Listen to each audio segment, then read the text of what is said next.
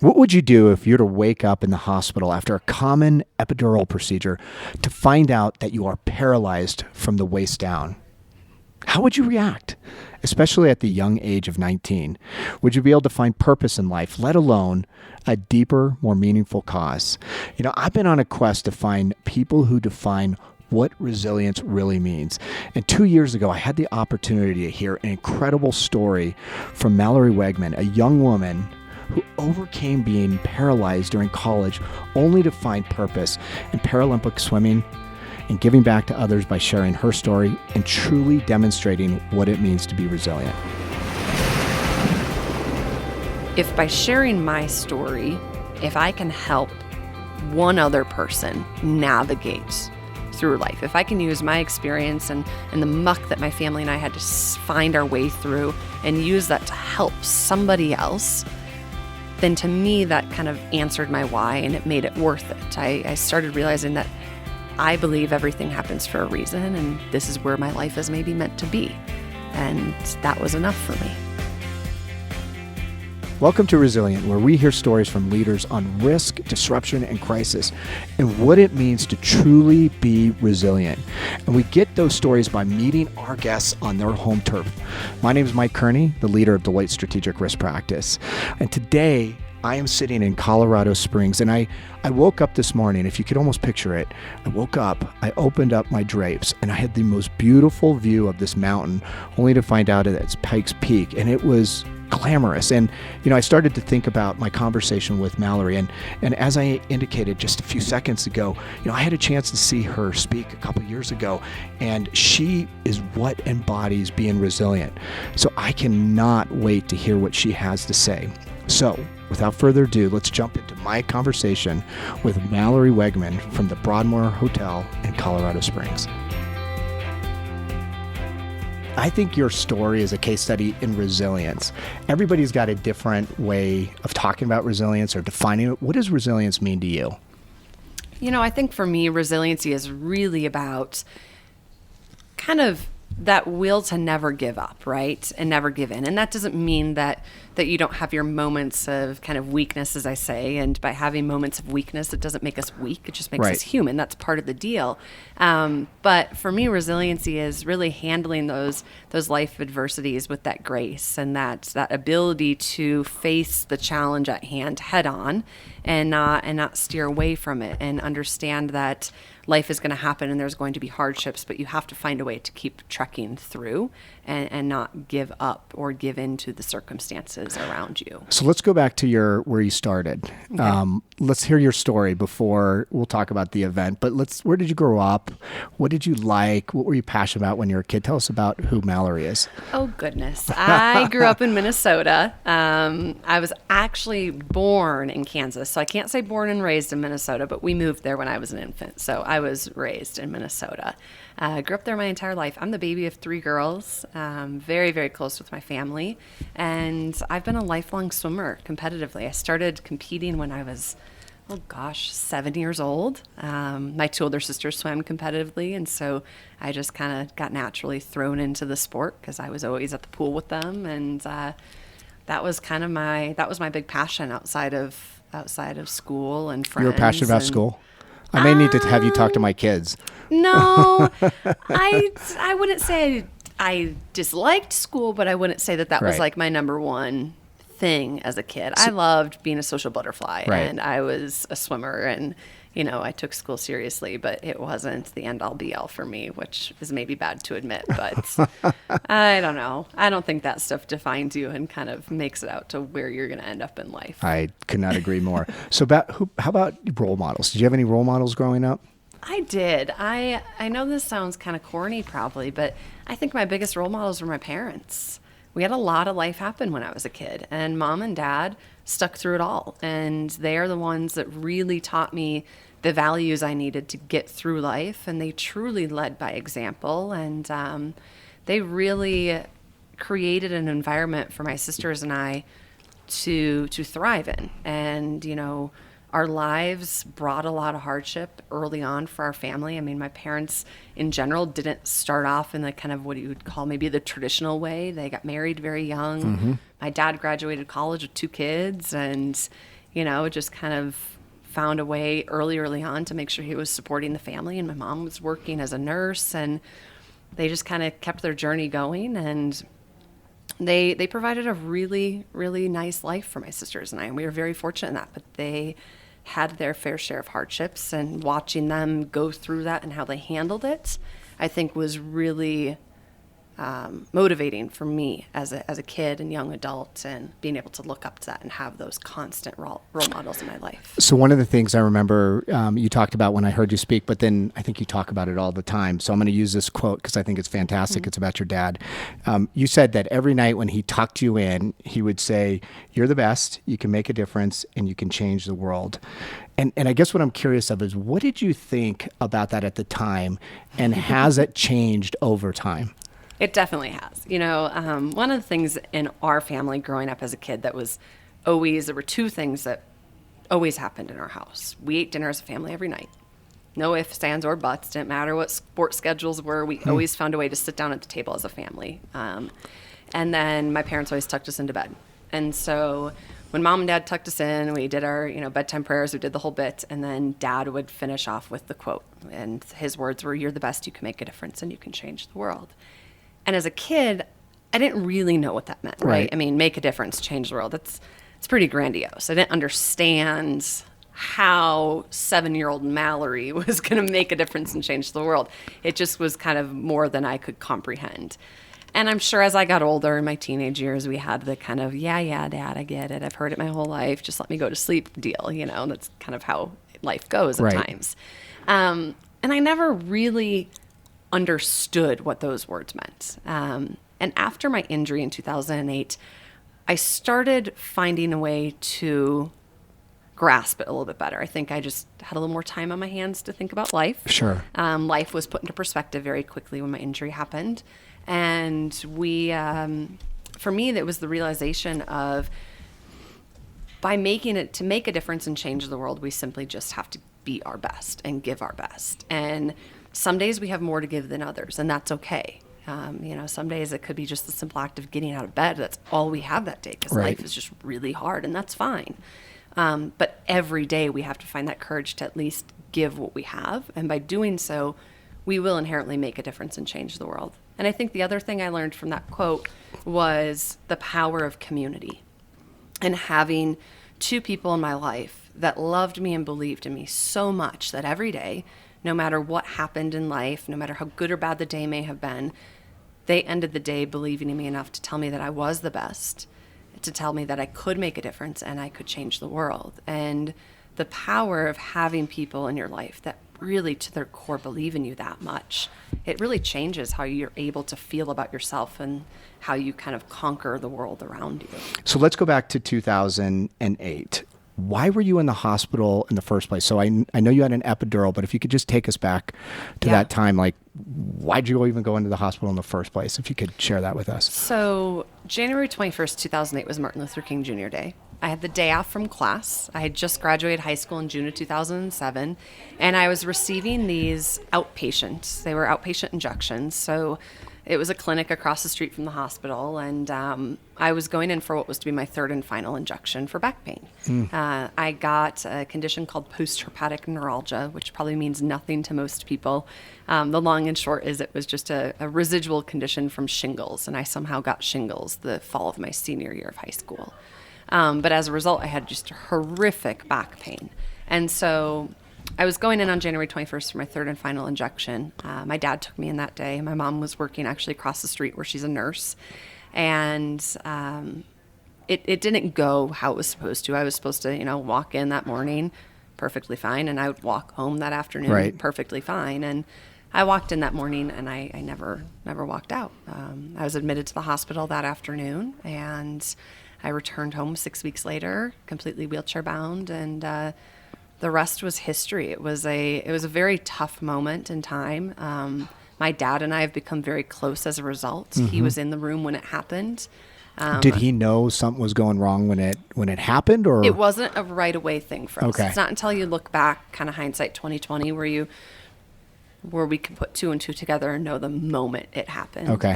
But he was at the head of the procedure table, and I was laying on my stomach, and I remember they had me bending my legs at my knees to kind of gauge weakness in them. Because with an epidural injection, even for pain, you still get the weakness, right, and loss of feeling and all of that, but then it comes back a few hours later. And I remember my legs dropping very suddenly. And, you know, in that moment, it was just, oh, the epidural's working, move me into the recovery room, wait a few hours, it'll wear off, we'll go home.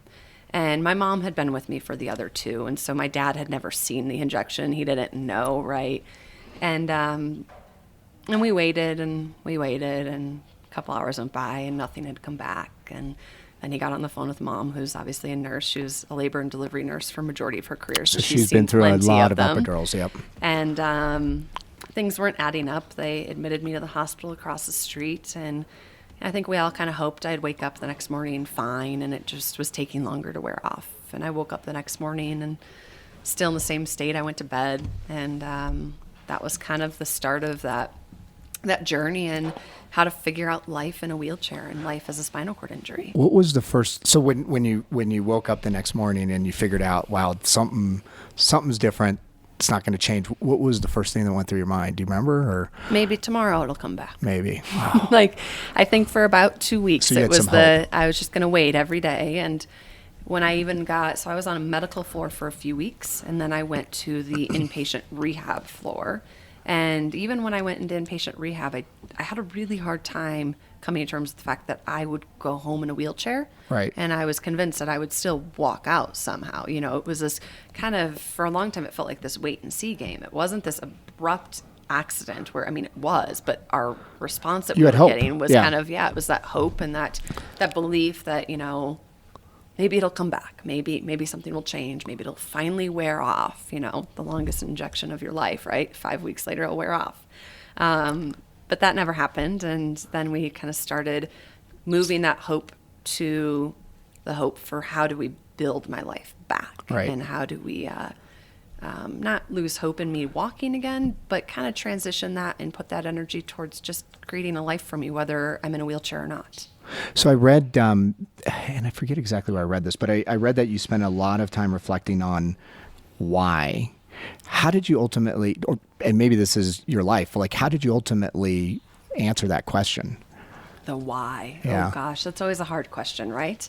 I think when life happens, I feel like we all kind of find ourselves asking the why Right. and the what if. And, you know, the why me was kind of a question that I skirted around for a few months, quite some time actually after my injury. And it would come in ebbs and flows. I think initially it was a constant question, and then it would kind of go away, and a few months later it would creep back up. And I had a hard time figuring out the answer to that for quite some time. And it wasn't really until I started to get my life back on track that I realized, you know, I started swimming again, and I got back into the classroom, and in 2011 I started speaking, and I started realizing that, you know, if by sharing my story, if I can help one other person navigate through life, if I can use my experience and the muck that my family and I had to find our way through and use that to help somebody else, then to me that kind of answered my why, and it made it worth it. I started realizing that I believe everything happens for a reason. Right. And although it was really hard in the days, weeks, and months to follow, it has built me into the person I am today. And I also realized you can't look back wondering what if. You may not always get a very solid answer to your question of why, and sometimes you have to find it for yourself and create that answer. And moving on for me was the most important part. And as I moved on, I felt like I had more closure and understanding of the why. And sometimes for me, it was as simple as everything happens for a reason, and this is where my life is maybe meant to be. And that was enough for me.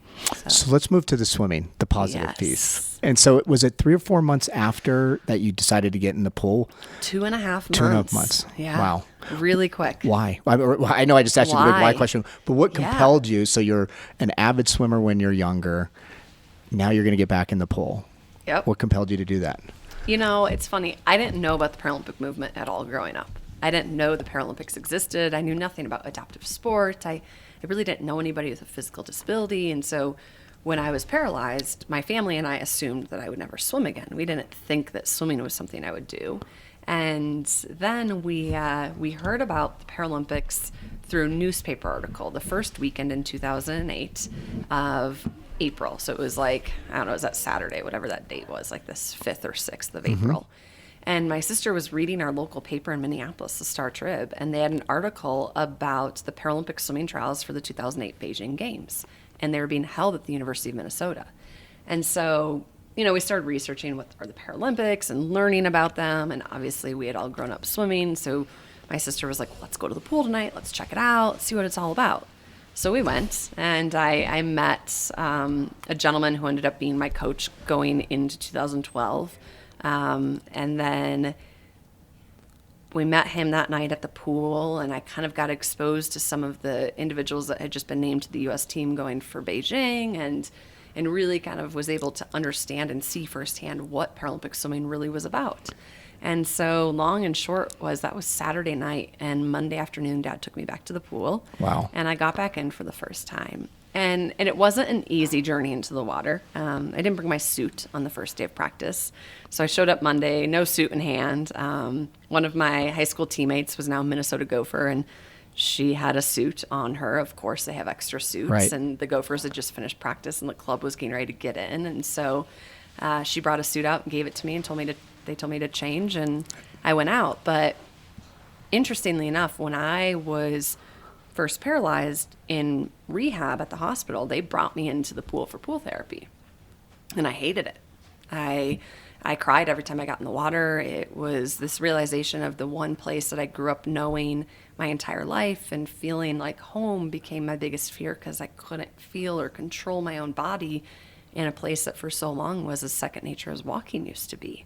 And so I actually, sometime probably 7-8 weeks after my injury, said I'd never get in the water again. And then April 8th rolls around, and I'm at a pool trying to put a suit on and muster up the courage to get in not just a 4-foot 95-degree therapy pool, but an 8-lane 50-meter competition pool. That's what I was going to ask you. Is the context of the pool different, though, when it's around physical therapy versus a place that you had been before? Yeah, and I think that's what it came down to. Was this wasn't me trying to figure out how to get better. Right. This was me just trying to find a way to move forward. Right. And so I got in the water that day, and within like 4 or 5 strokes, I remember feeling at home with the water. And that black line became the one constant in my life that, despite everything that was going on, hadn't seemed to change.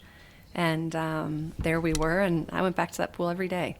Can I ask you, so Paralympic swimming, I get it, but I think are there different levels, or how for somebody that's never been exposed to it, how should we think about it?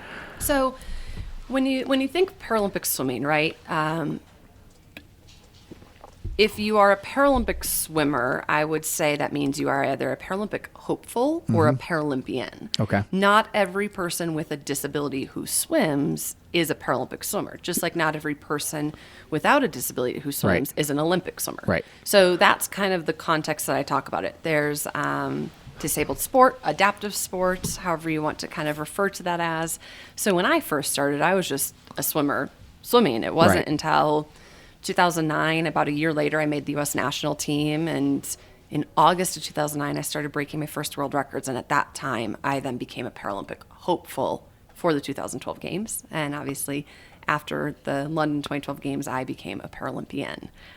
So it's very similar to non-adaptive sport, how it's kind of set up. You are a swimmer or a track and field athlete, and you don't really get that kind of Olympic title in front of you until you're either an Olympic hopeful or you are an Olympian. Same goes, I would say, for Paralympic sport. So one of the things I've read too, I'm going to drop so many quotes that you should know very well, but you said that swimming is your safe haven. And the question I have is it because it's physical activity or something greater than that, do you think? I think it's a little bit of both. Okay. I think for me, initially, it became my safe haven in the fact that emotionally and mentally, I needed a place where I felt like I could physically excel. Yep. I was so dependent on everybody around me to get through everyday life. Simple tasks that 3 months prior I didn't think twice about became, massive undertakings. Getting on clothes, dressing myself, transferring myself. I couldn't drive.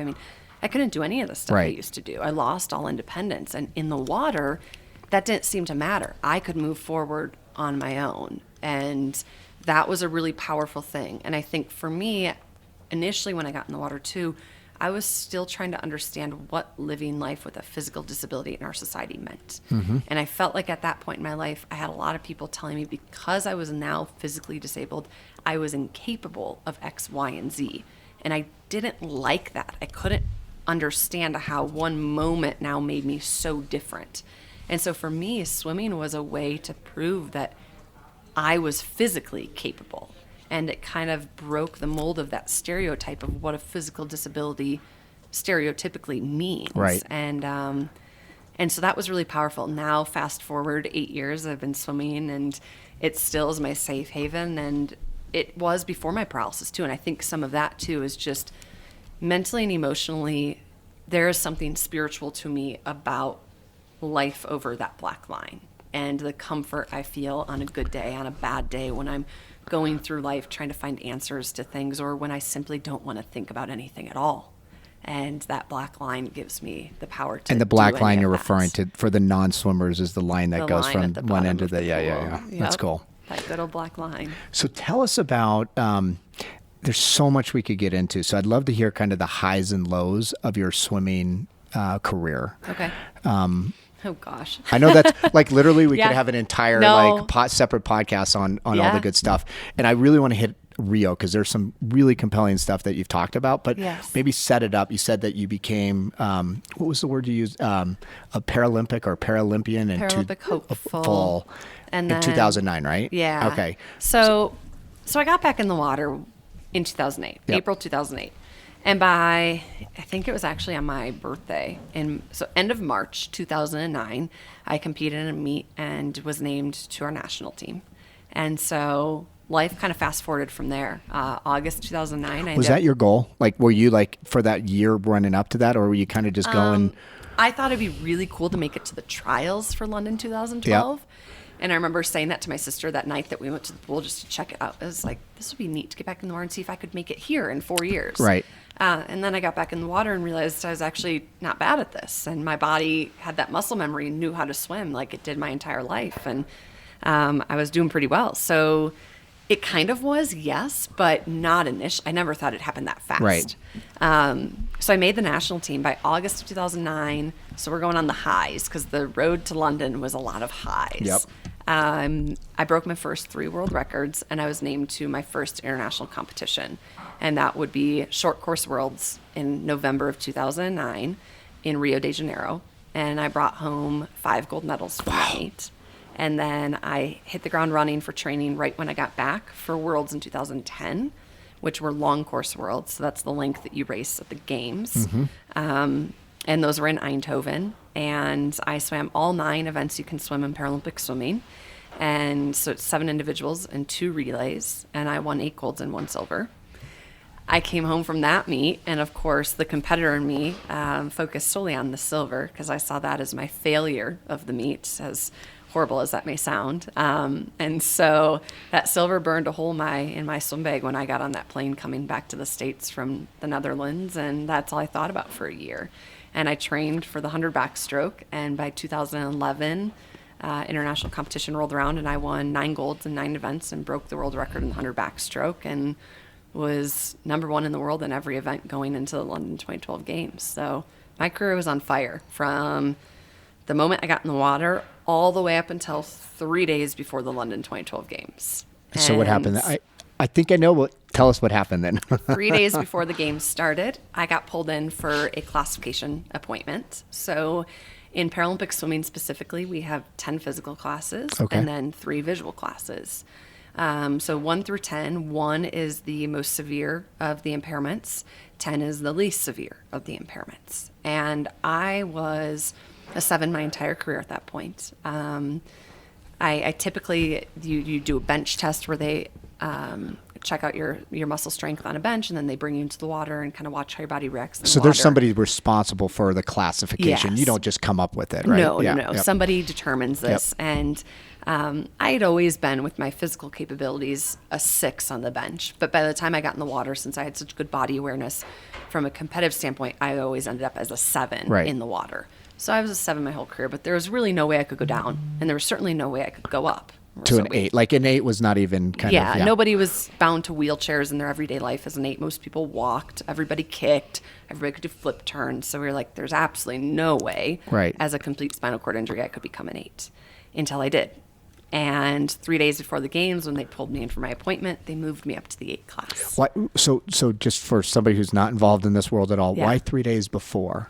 So that was just when my appointment was. We were in Germany for team camp, and they had some review appointments going on a few days before the game started, and they actually did it there in London at the pool. And it was my first day actually wheeling into the London Aquatic Center, that pool I'd probably dreamed of at that point for 4 years. And that's when the reclassification happened.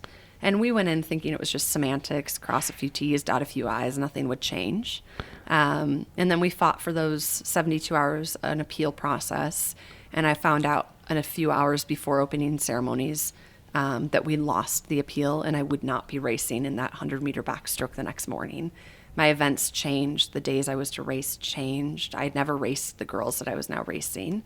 So even timing, which is important, right? Like when you're from a when taper you're scheduled. standpoint, Yep. and how you prepare for getting your body to peak at the right time. Right. So all of that changed, and it was difficult. But I think ultimately I realized that by being there, I would still return home a Paralympian. And the competitor in me, ultimately after opening ceremonies, I went back and I analyzed the world rankings and figured out how fast are the girls that I now have to race. What do they go? And I kind of deemed September 2nd, 2012 as my day. That was what I decided. And it was day 3 of competition, and it was the 50-meter freestyle. So 1 lap, splash and dash. I was like, I think I can handle that. And I remember going in that morning for prelims, convinced in my head that I would be the number 1 seed going into finals to kind of prove that I was on the map again. Because I went into the games prospect for 9 of 9 gold medals. And after my reclassification, I had nothing more than a question mark next to my name. And I wanted to prove that I was still a force to be reckoned with in the water. Mm-hmm. And I went into finals and I was seated 5th and I was in lane 2 and nobody considered me medal contention. I still thought I was. And I remember right before I went into that ready room where they staged us for 30 minutes, my teammate pulled my headphone off my ear and he said, "Go shock the world." And that was all I thought about in that ready room. And I listened to my one song I always listen to before I race on repeat. It's a rap song called All I Do Is Win. I was going to say, and you have to tell us what it is. I pumped my ego up as high as it can go because I truly believe if you go into that ready room with any doubt, you might as well not show up in the first place. And I went out to the blocks and I got on the block of lane 2 and stared down that black line on the bottom of the pool. And amongst 20,000 spectators, my world went silent and I knew I was ready. And I remember diving in, and at the 25-meter mark, I took my one and only breath, and I saw the feet of the girl in lane 3. I was in about 5th or 6th place at that point. And I buried my head, and I just thought of everything my coach and I had trained for. And when I hit the wall, I saw one light go off on my block, and that signified that I had just won gold. Wow. And I remember looking back at the race, and it wasn't until about 5 meters from the wall that I even put myself in medal contention. And it wasn't about till the last 2 meters that I started to pull ahead and win the race. I mean, it came down to the final last couple strokes. And it was kind of that realization of the fact that it's never too late to go after what you want.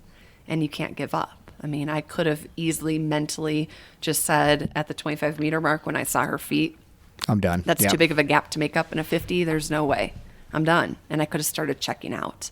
And sometimes you have to dig deep and you have to fight for it. And that race for me is kind of what that signified amongst all the craziness, just fighting. So did that one medal matter more or make a bigger impact on you than maybe the 9? 100%. Yeah.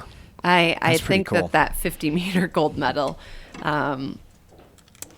it carries a lot of weight. And I think for me, the biggest realization too is the community behind it and the people that got me there, because there were multiple stages throughout the journey in where I wanted to give up, where it was just too hard. I mean, I had a successful career all the way to the London 2012 Games, but that doesn't mean it was all roses. I mean, it's tough work doing that. And you have your days where you question, why are you doing this still? Why are you literally beating your body down every day you go to that pool. And what's it for? What's the purpose? And I was very fortunate going to the games. I had people in my life that truly believed in me. And on the days where I didn't have it left anymore, they gave me that strength to fight for it. And I think for me, that's what that gold medal is about, because I've realized I could be the best athlete in the world, but without the people in my life, I would have never made it to that point. Right. And so... Did you ever find out why they moved your classification? I didn't. And classification is very, very, very difficult in this sport. And it's not a perfect process, I'll be honest, as an athlete. And there's a lot of room for improvement. It's also a hard process to perfect, right?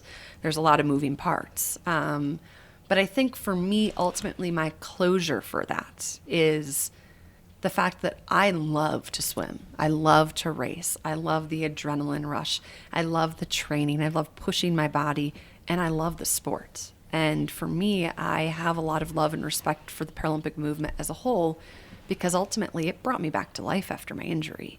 And being exposed to disability sport and the Paralympics as a whole had a lot to do with my healing process after my injury. So as hard as the classification was, and as hard as it still is some days, I know that there's so much more about the sport and movement than just classification. Right. And for me, that's why I still do it. And I've realized with time and age that there's politics and there's things that we don't understand in everything in life. Right. Things out of your control. Sometimes you just got to let go and control what you can and realize why you're doing it in the first place. And that just has to be enough. And if it's not, then maybe it's your time to be done. See, so my biggest takeaway from your London games is that you potentially are going to sweep, and that in the end, you walk away with one gold medal, but it means more to you because you had to overcome an obstacle that you didn't see going in. And there's a lot there. Well, and it's interesting. As an athlete, it taught me a lot about mental fortitude. When you get to a games, all of my competitors at that point had put the 4 years in. Right. We had all trained day in and day out. We had all killed our bodies. We had all done everything we need to do. We were all more than physically capable of coming away with that gold medal. But for me, it really taught me about the mental component of sport. We so often think about the physical nature of athletics and what it physically takes, but we forget that when you actually get to competition, it's like 80% mental and 20% physical at that point. It's about who wants it the most, who's willing to hurt the most, who's willing to dig the deepest in that moment in time for that race.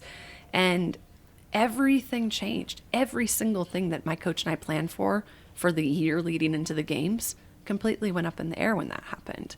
And on paper, there was no reason that I should have left with that gold medal.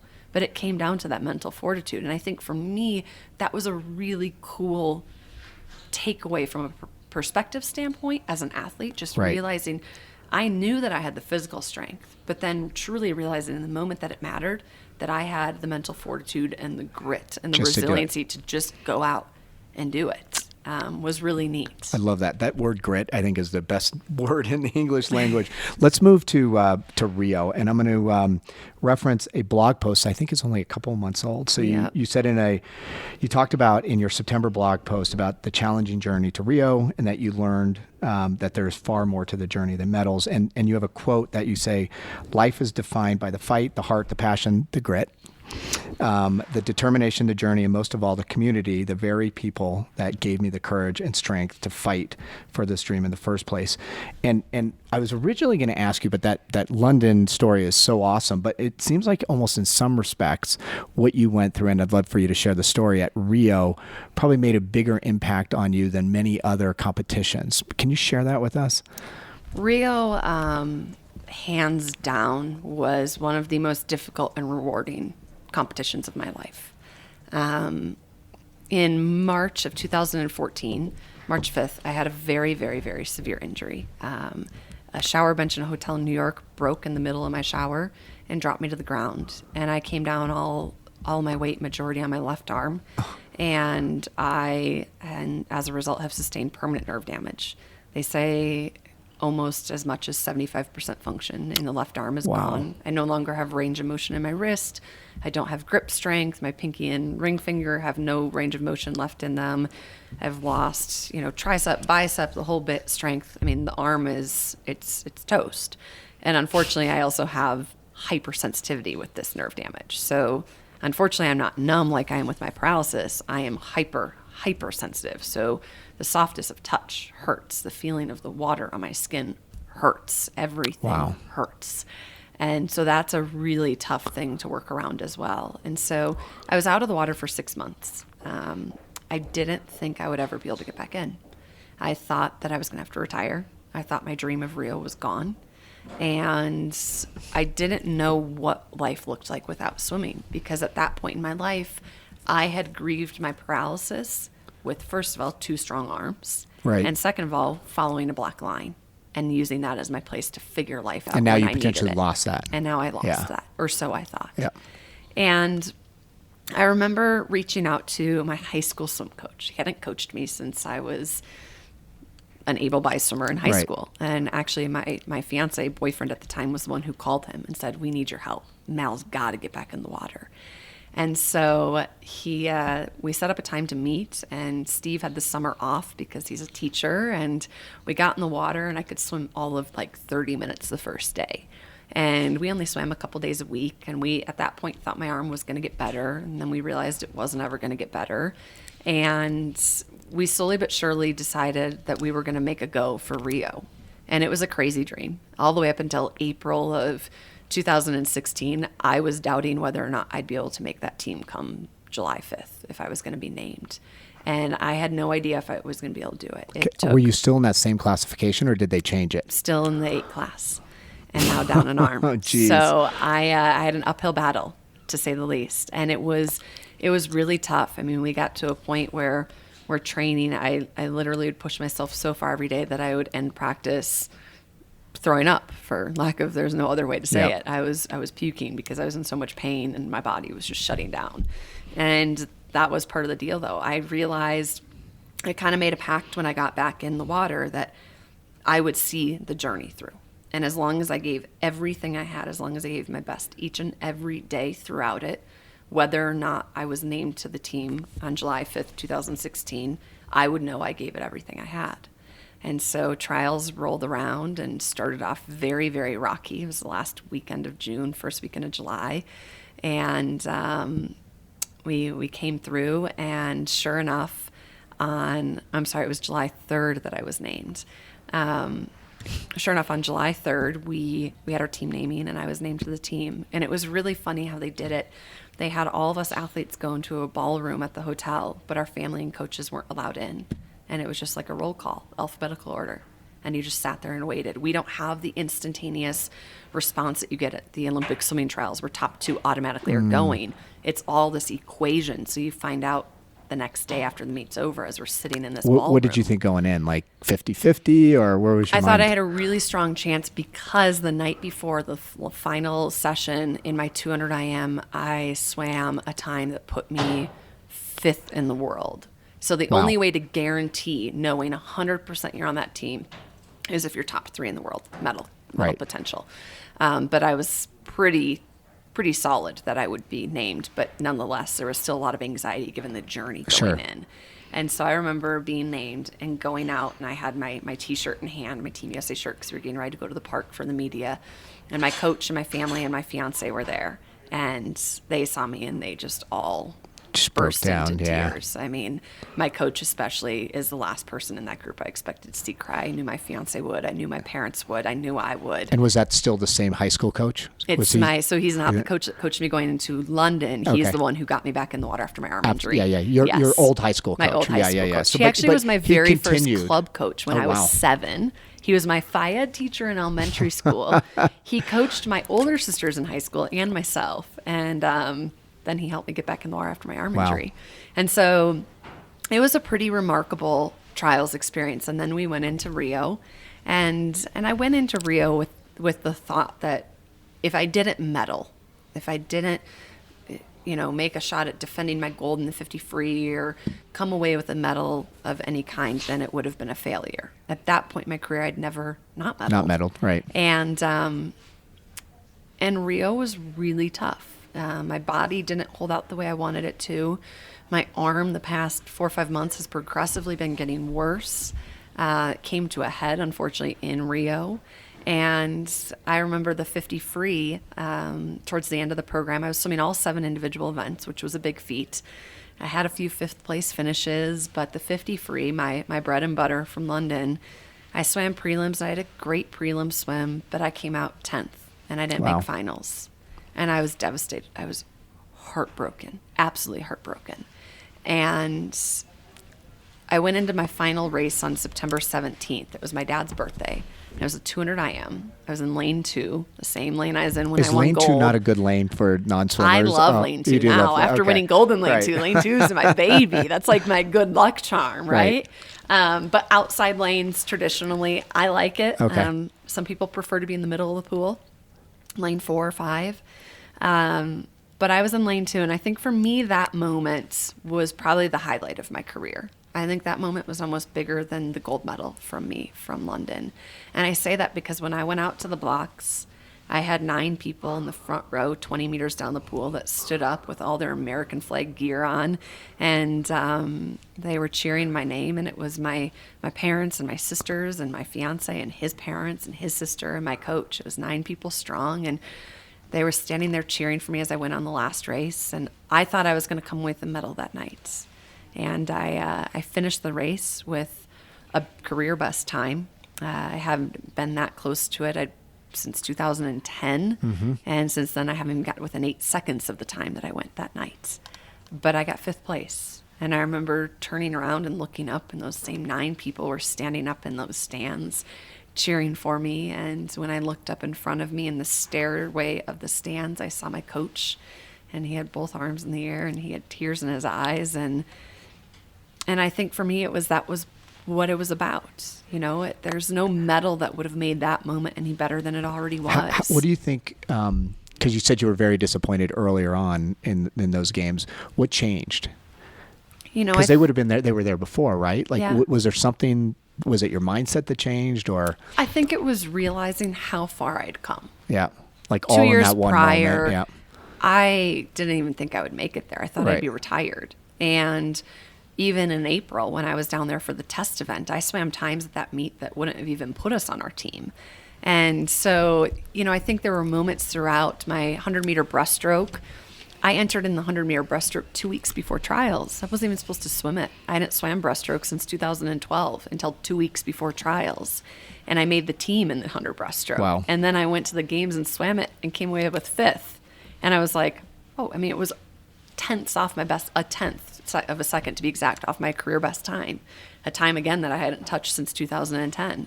And so I think it was realizing that as hard as some of the events were, a lot of why I wasn't being able to perform in the way that I wanted to, my arm was shutting down, and that I could not control. I can't control tremors. I can't control losing feeling and function in my arm. I can't control how my body is going to work from a neurological standpoint. I can't control that. I can only control how I mentally approach the situation. And I had worked too hard to let my arm injury rob me from enjoying the experience. And I just wanted to enjoy being on Team USA.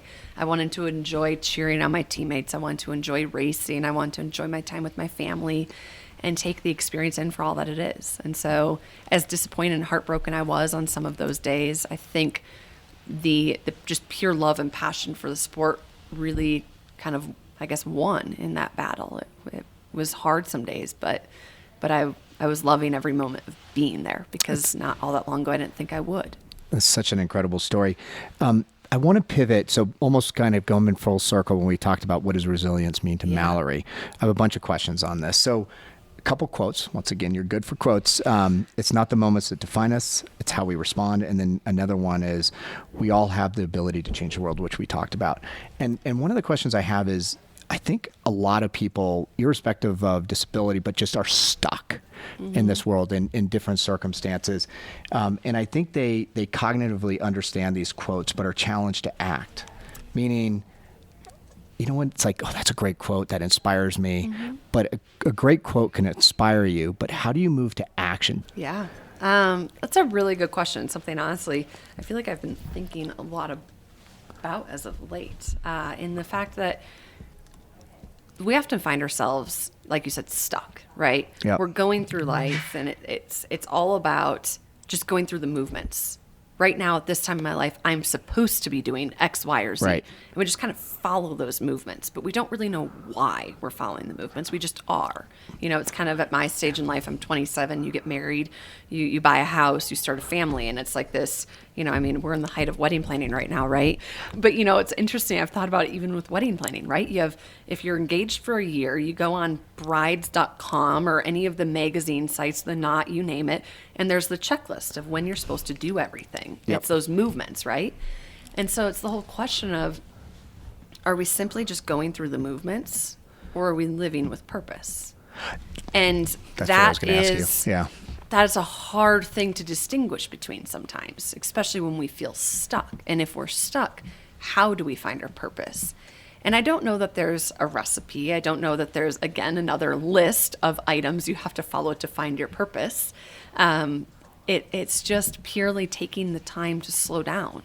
And we all find these moments. I find them where I'm spinning a bit, and you gotta force yourself to just stop and step back and slow down and take it in and ask yourself that why, and think about your values, or think about where you came from, or why are you even doing what you're doing in the first place? When you started this on day one, why did you start it? Even if that was 10, 15, 20 years ago, why did you start it? And I think being able to understand the why is what will help us have kind of that action plan to become unstuck and start finding our purpose and figuring out where we're at. Do you think so?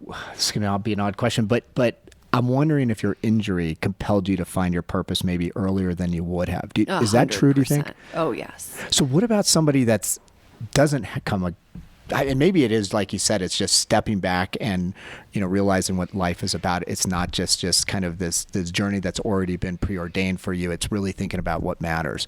Yeah. But I guess since that time, have you even adjusted your purpose again? Meaning like the injury is what got you to think differently. But what I'm trying to get at is I think a lot you of stuff. Constantly do. Yeah.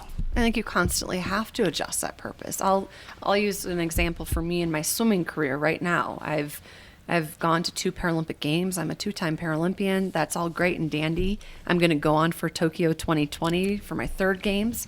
But my purpose between now and 2020 is different than my purpose was between 2014 and 2016. My purpose going into Rio was all about redefining limitations. Yep. And redefining what was possible. Because in so many ways, it was literally seemingly impossible for me to come back from the injury that I had and make it to the games. Yep. But now going into 2020, my purpose is about, I'm getting older as an athlete, and I don't want to wait until I retire to start having an impact on the sport that I love. I want to do it now. I want to leave the sport better than I found it, not wait until I leave to make it better.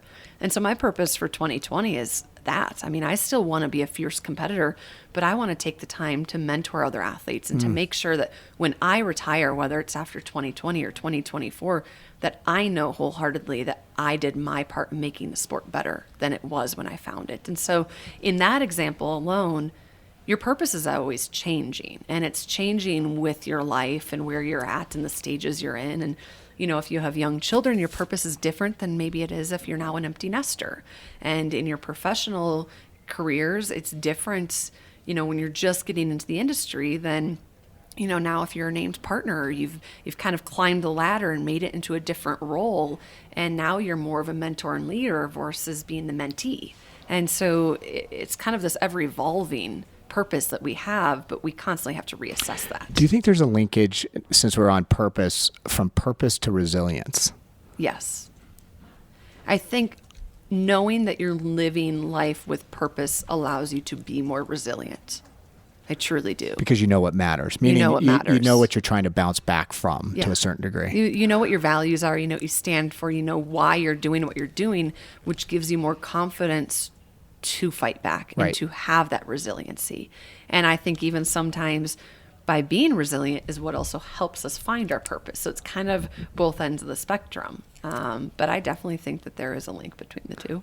So I'm going to move to your 10 tips on personal growth. Oh, yes. And you know what? So sometimes I have a love-hate relationship with top 10s. Yes, I agree. For anybody that's out there, go read them, because I'm only going to talk about 2 of them, but they're really, really good. And the 2 that stood out to me was, the first one was, no matter how hard it gets, remember that it always can be worse. Yep. Take the time you need to grieve, but move forward, and remember to be thankful for what you have. And the question I have for you is, there's always somebody that has it worse. Yeah. And I guess the question I have is, when you're at a low point in life, how can you cultivate gratitude or be thankful? That, I think, is a very difficult thing to do. And you've shared some stories, not just the initial injury, but some of the other setbacks.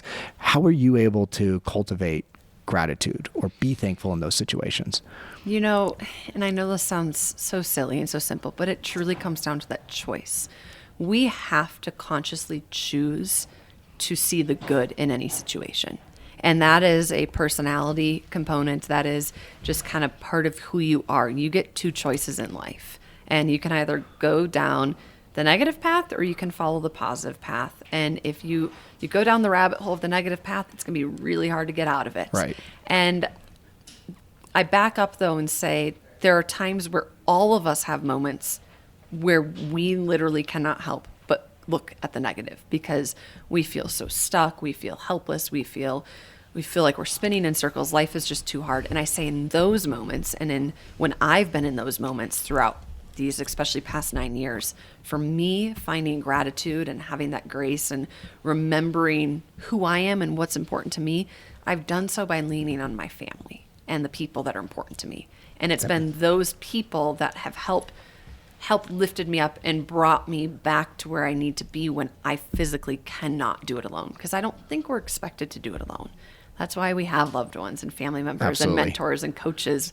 We're not built to just tackle life one person. We're built to have a community around us that helps us and lifts us up and celebrates the highs and helps us through the lows. And in return, we are also expected to be the same for those people. And so I think for me, when life gets hard and you're trying to figure out finding that gratitude and you can't do it alone, you got to lean on people around you.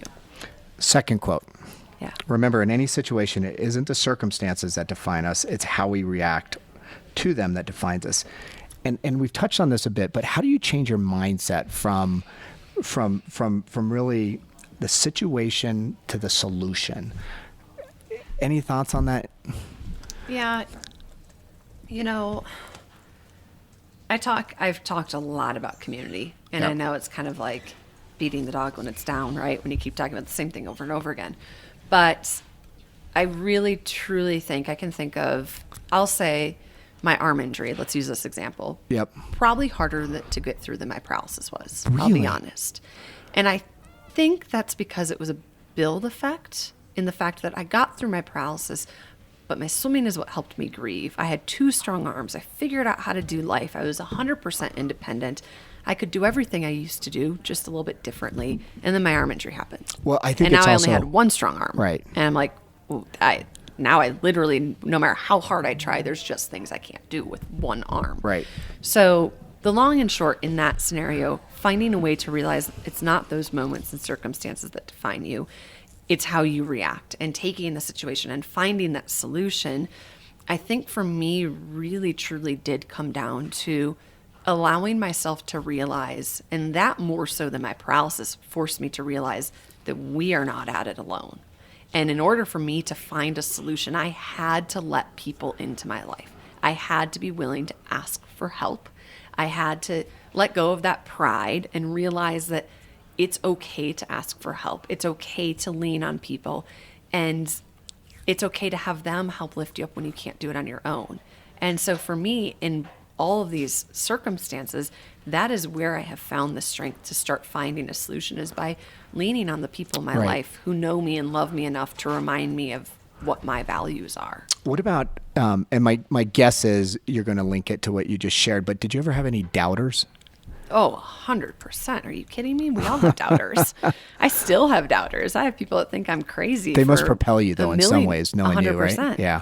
I actually, I mean, it's kind of corny, but I still journal, and I still do all of that. And not long after trials, I had a journal that I was writing, and it was basically kind of like my thank you to everybody who said I wasn't gonna be able to do it, because there's no greater joy than proving people wrong sometimes, especially as a competitor. And I know for a fact, when I came back from my arm injury, there are people that believed that I was foolish and that I should have never tried to come back, and I was better off to retire. And I'm sure the fact that I didn't medal in Rio made some people happy, as horrible as that sounds. I'm sure it just kind of proved their point of, I'm never going to be able to be the athlete I once was. But for me, I competed in Rio with grace and dignity and pride and everything it took to get there. And you have to focus on the people that lift you up and not the people that tear you down. And if you're going to focus on the people that tear you down, use it as motivation, because there's no better motivation sometimes than a good doubter or two. That's true.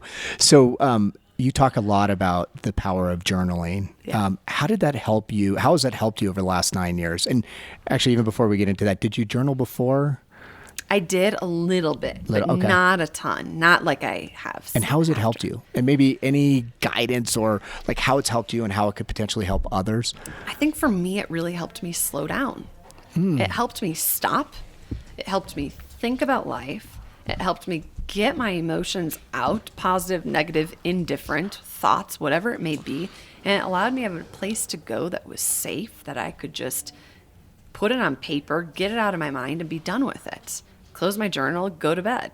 And I like that, because some of my best thoughts have come out on paper, but also some of my most needed kind of, the anger and the emotions I just need to let go of have come out on paper too. And you got to let go of that stuff. You can't just hold it in. But you also don't want to be the person that's going around airing your dirty laundry and being a negative Nancy and doing the whole bit to everybody in your life. And so you need a place where it can just be your own. And swimming is that for me. But I also found a lot of healing in writing. And I kind of was able to get a lot of my thoughts out and find a lot of answers. But I think the biggest thing that it just forces me to do more than anything is just slow down. You're a good writer, by the way. I love Thank it. you. How much of your journals translated into your blog? A lot. A lot. I started journaling purely for myself. Right. Journaling was never something that I ever envisioned sharing with anybody. It was a personal thing. It was kind of a spiritual healing thing. It was my version of therapy, quite honestly. Yep. And I did that. And it wasn't until 2011 when I went to give my first speech that I finally shared a journal with my parents even. And I only did that because my dad was going to be in the audience of the speech and I was going to read it during my speech. So I figured I'd give him the honor of hearing it first, right? But I realized as I've read back, a lot of them were very kind of rhetorical and more thought-provoking, not the Dear Diary today, I did this and this. October 2008, I remember writing a journal that I've referenced in some speeches that was all about change. And I never thought that these journals become public, but now that I've realized the power of writing and sharing a story, I've started sharing them a little bit more publicly. And a lot of my blogs, quite honestly, I just write them, and to me, it's a journal. And then I'm like, this might be a good one to throw out there and share. There's only probably 2 or 3 that I've actually been given a pointed topic that I've then gone and started writing about that topic, which I'd love to do more of it, but most of them are purely just me sitting down thinking about life, and turns into a blog. How did you get into the speaking piece of it? Because I think that's pretty cool. Dad threw me into it. Gosh, good old dad.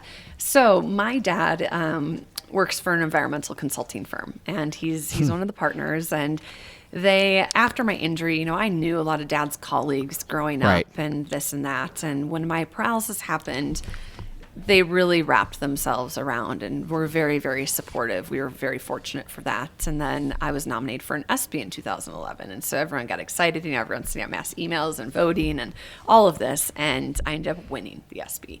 And that was a really big high in my career. And so afterwards, they had their partner meeting that September of 2011. And Dad came home one day and said, they wanted to know if you want to come out to Baltimore and just chit chat with a few folks, very Minnesotan chit chat. Yeah. And so I was like, sure, I love your colleagues, whatever. I'll go to Baltimore. We'll do dinner. No big deal.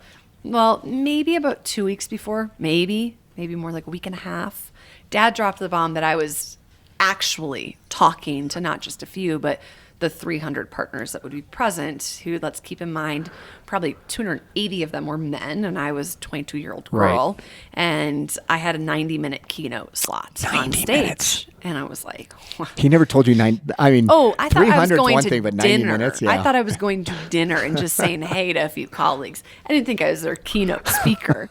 So I had never given a speech. I got a C minus, D plus, something crazy like that in high school speech class because I was terrified of public speaking.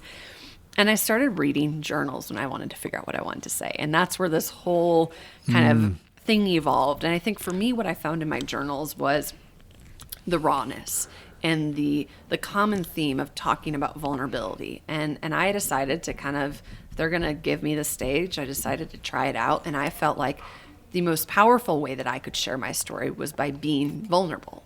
Especially, I feel like in corporate America, we are, we're buttoned up and we kind of, we're closed in sometimes. And I Sometimes? truly, I'm being, Oh, you're being nice. Okay. Sometimes, not all the time. You got casual I Fridays know. nowadays, right? No, I'm just kidding. But what I noticed was when we're vulnerable, we're the most connectable. Right. And so as a speaker, I felt like my job on stage isn't to just share my story. It's to have a conversation with the audience. And I know that I'm not receiving verbal feedback in this conversation, but it truly is a conversation. And the audience's body language and their mannerisms, I can read that. And the audience actually does respond to you in Right. a speech through their body language. And I find that fascinating. And I really read off of that in a speech. And so that's how I went about that first speech, and it went really well. And I loved kind of that feedback that I got through body language and just that communication aspect of realizing this is just a conversation about talking about life and getting people to kind of break down their barriers, be vulnerable, have them kind of be comfortable with the uncomfortable for a little bit and talk about some real life things that we're all dealing with. What do you think? So now you've been doing it for 5 years. What do you think folks that you present to, or actually, I like how you couched it. It's more of a conversation. Yeah. It's actually not really a speaking engagement or a presentation. It's a conversation. What do you think they take away, or have you gotten any feedback? And what I'm trying to do is connect your story to kind of what they take away in their life. One of the really big things, and it's interesting because I feel like everybody is so different on what they end up taking out of this. But one thing I talk a lot about is in order to be, especially in corporations and speeches in that environment, I feel like I do hit on, in order to be professionally successful, we have to take the time and put it back into our personal lives. And they feed into each other. If we are not personally successful and in a good place in our lives personally, we can't expect ourselves to be professionally successful. It doesn't work like that. You can't just go to work and forget about your problems. And so one of the things that I do talk about, like I said, is a lot of that vulnerability and how do we get through the moments in life? How do we support each other, whether it's family members or colleagues, and how are we a team? How do we work as one? How do we allow ourselves to really lean on each other? And one area that I get a lot of feedback is I do talk about how a belief that I have kind of come to realize since my paralysis is that we all have a disability. Everybody has that thing in life that they're struggling with, that thing that ultimately can paralyze them if they allow it to. And so for me, it's a physical disability, but for some, it's mental, it's emotional, it's spiritual, it's familial, it's financial, it could be fear-based. I mean, it's a million different things, but we all have to figure out how do we navigate through that? How do we allow ourselves to get our disabilities and allow them to enable us and not disable us? And that's a point, actually, last night I had a speech here and the audience, when we talked about that, their body language completely shifted. And you could see them, and I talked about how my disability as a wheelchair user is very evident. Everybody around me knows what I'm struggling with. But in that room, for instance, nobody knows what their peers are struggling with, what their colleagues or family members or loved ones are, unless they're vulnerable enough to talk about it. And in our society, that's kind of taboo. We don't talk about our problems. And it was interesting to see the shift in that audience of how, when we started talking about disability and vulnerability and how we find ways to really allow ourselves to open up in a way that allows us to all be able to connect at a deeper level, everyone was kind of like sitting back, looking around the room. It was set up in a horseshoe. It was a small group. And it was interesting how the body language shifted. And I always find that fascinating. And every audience is different, the takeaway, because a lot of teams are different. I think you've hit on something that I believe kind of to my core. And I don't know if I've used this in the podcast before, but I always say you never know the devil somebody's dealing with. Yep. And I was going to ask you this earlier, but I moved past it. But what guidance or what advice would you have for those people that maybe you guys shared this last night, that how can people get vulnerable? How can you try to understand that devil somebody else is dealing with, or that unseen disability like you talked about? I honestly think the biggest way is you just have to have grace. Right. You have to have compassion and empathy, and just slow down long enough to realize that just like you have a bad day and you have stuff going on in your life, and everyone else does. Right. Somebody may come into work one morning and you may be frustrated because you have a big project, and one of your team members just doesn't seem like they have it together on that day. And instead of being quick to jump to assume they didn't prep, maybe slow down and realize something may have happened last night or this morning in their life. Maybe there's a reason deeper than them just seeming a little disheveled as to why they're not prepared in that moment for whatever it is that's going on. And I think that just having that moment where we let ourselves slow down enough to have that grace will allow us to understand potentially what somebody else might be dealing with. And they may not ever tell you what they're dealing with, but just give them the space, and give them the benefit of the doubt. You know what I find too, and I think this is what you're a master at, is telling your story. Because when you're vulnerable, and this is one of the things I try to do with my teams, like I do not believe that you can live a life at work where you're kind of divorced from your personal life and what's going on. I find that so silly, especially when I spend more time with my teams and my family. But I find, and I don't go all the way there, but if I share some of the challenges that I had growing up or at work, or things that maybe I wouldn't normally want to air to a lot of people, then that opens them up too to share their story as well. Yeah, no, I really do. I believe in the power of vulnerability, and the fact that I truly, truly do believe that it connects us at a deeper level. And especially when you talk about in the professional setting, when we're working together as teams, we need to be able to be a cohesive unit that can kind of really, really capture and, get that task at hand taken care of. And if you're just kind of passing by the night and you're never actually on the same page because you don't understand their personality to the core, it's not going to work. It's like my teammates, that I race with. It's the same thing in the athletic world as it is the professional world.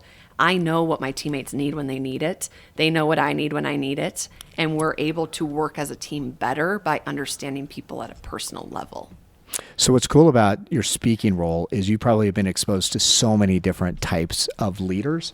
And you've actually touched on all these, so it's great that I wrote these in my questions. But when I think of you, I think of somebody that's authentic, optimistic, determined. Now I'd actually put vulnerable to the list.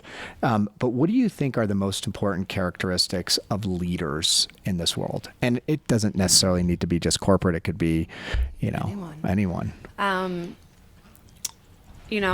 I'm going to repeat the word, but I truly do think in order to be a good leader, you have to be willing to be vulnerable. Yep. And, you have to have, I believe, a level of compassion to really be able to understand where other people are coming from. You have to have a little nature of being authoritative too, and having that authority, and not saying that you have the answer to everything, but sometimes being a leader means whether or not you're able to be the leader because you're questioning what's going on around you. Somebody has to be the decision maker. And unfortunately, as a leader, oftentimes it falls on you, whether you like it or not. And somebody has to take that stance and help kind of bring the group under their wings a little bit and guide them through a tough time. And so, I think of even from a coaching standpoint, and looking at, if I look at my relationship with my coach, in the sport, he's the leader of our program, and he's the one that kind of at times, whether he is certain that it's going to work or not, I need to know that he has confidence in it, and being confident in the plan and the task, and understanding that he may be questioning a few things, but sometimes I need him to come across as though he's got it all under control. I know what you need to do. Yeah. Yep. And sometimes you need that Yep. in a leader. But I really think that just that vulnerability and just that compassion and ability to truly just slow down and understand what's going on around you. Because in order to lead a team, you have to know your team. I mean, absolutely. You've got to know the personalities you're working with. You need to know the people to the core. Take an extra 5 minutes to know them. For my coach knows on certain days, he knows my personality and knows I will keep pushing unless he stops me. And so some days he just has to stop me and say, you know what, Mal, we're done. Today we're done. Going isn't going to do us any good. We're done for the day. And I think the same thing goes in a professional setting where, if somebody seems to be having a rough day and they're just not productive in the workplace, if running's their thing, yoga's their thing, biking's their thing, whatever their thing is, just say, you know what? It's been a long, hard day. Why don't you just leave early today? Let's just call it quits and come back tomorrow. And sometimes just having that gauge on your team. On your people. Yep. Final 2 questions. This has been so incredible. I could have asked like 20 more questions. No, but, you're good. This is awesome. What's next for you? What's next? Oh gosh, the laundry list. I'm going back for 2020. That's the goal right now. I'm currently actually working on getting strong enough so I can walk down the aisle with my dad on December 30th. That's the big personal goal in my life. I'm going down to the Mayo Clinic twice a week right now, working with my therapist using custom leg braces and the whole bit so I can walk down the aisle on my wedding day, which is pretty exciting because my fiance obviously came into my life after my injury. And so there's a lot of people in that church that haven't seen me walk since 2008 and a lot of people that have never seen me walk. And then I'm really enjoying having the time to devote to my speaking and my writing, and I'm working on getting ready to hopefully put a book out here in the next couple of years. That's what I was going to ask. When's the book coming? Yep. So we've been working on it. I've learned to be patient because the story is still evolving, and I really want to do it the right way. So one thought though I have is that I'll be publishing within the story that myself and my co-author write. We'll be also publishing my journals from throughout the years to really bring it back to that raw voice, because I'm all about kind of that rawness throughout the story and making sure it maintains that integrity. So the speaking, the swimming, the writing, I've been really getting passionate about advocacy as well. So kind of just helping change perception in our society of what disability really truly is, and helping kind of, again, I want to be sure that when I leave the sport, I leave it better than I found it. And I think that sport has the ability to transcend, and we can use the Paralympic movement as a way to really change perception of what disability looks like in our society. So let me, this is a long quote, but I want to read it because I have one last question for you. Yeah. Okay. So hopefully I can read it well. So the quote is, "For me, I feel lucky for what happened back in 2008, because since that day, I've been able to appreciate life in a way that I never did before. I have found that happiness and joy in the simplest of moments, and that is my hope for everyone else, that just for a minute they can slow down and look around and see the beauty in life, because it is truly beautiful if we just allow ourselves to slow down and take it all in." The question I have is, in some respects, your journey sounds like it's a blessing, as crazy as that may sound. My question for you is, if you could go back to the pre-2008 Mallory, what advice would you have for yourself? I think if I could go back to, me before all of this, I would just remind myself to be patient with the process, and that life works out. It always does. And to allow myself to truly take it all in, because you never know when it's going to change. You don't know what's going to happen tomorrow. You don't know what twists and turns are going to be thrown your way. I mean, there's no certainty, and you just have to allow yourself to slow down, be patient, and just enjoy the here and now, and not constantly rush to the future. Because I think so often it's what's the next task at hand, or what's the next goal, or where am I going to be next year? And we forget to think about what we're doing right now. And I think that's the biggest thing my paralysis has given me, is the ability to just appreciate the moments for what they are. Well, and also it sounds like live in the moment as well. It is, yeah. I mean, and this may sound really silly, but I'll say one of the biggest things that I miss about life before the injury, it's not the actual act of walking. It's not the big things. It's the feeling my toes between the sands and feeling the waves wade in on my feet when I'm standing on the beach. But you know what? I could put my hand in the sand. And when I'm sitting on a beach, just remembering back to what that used to feel like and appreciating that moment. Because for me, that's a moment that I can try to recreate, but it just won't ever be the same. And that's okay. And it doesn't necessarily make me sad, but it's the realization that it's not the big moments that you look back on and miss when life happens. It is the little moments. It's the simple moments. It's the going for a run when, that winter season turns to spring and it's, 30 degrees out in Minnesota and everything's brown and melting and it feels like it's 80 because it's been negative 20 and everyone's going out for their first run of the season. And for some people, it's the only run they go on all season. Right. But it's just kind of that nostalgia and, missing being able to do some of those things. And those are the little things. So I think I would remind myself to be patient and just enjoy life for what it is. That is such a great way to end it. And I think if we could all just spend a little more time living in the moment, being mindful, being patient, life would be so much better. Yeah, so I definitely agree. Thank you. Thank you so much. This is I awesome. appreciate it. This is great. That was incredible. That is one of the most inspirational stories I've ever heard. I've interviewed a lot of people, but to hear the personal journey, the personal struggles that Mallory has gone through was truly a once-in-a-lifetime conversation for me. It was very inspiring. And I sit here and I wonder if I would have the strength to rise above like Mallory has. Would I be able to find purpose in life? Would I be able to give back to others after going through a tragedy like that? It's something I'm going to think about. I want to thank everyone for listening to Resilient, a Deloitte podcast produced by Rivet Radio. If you haven't had an opportunity, this is your first episode, go back and check out some of the other episodes. We have some incredible interviews with some iconic CEOs, board members, and leaders. Also, I would be extremely grateful if you could just spend 1 minute providing a rating on iTunes. It's super easy. You can hear us by going to Deloitte.com or visiting your favorite podcatcher, keyword resilient. Also, hit me up on LinkedIn or Twitter with any comments or recommendations for future guests.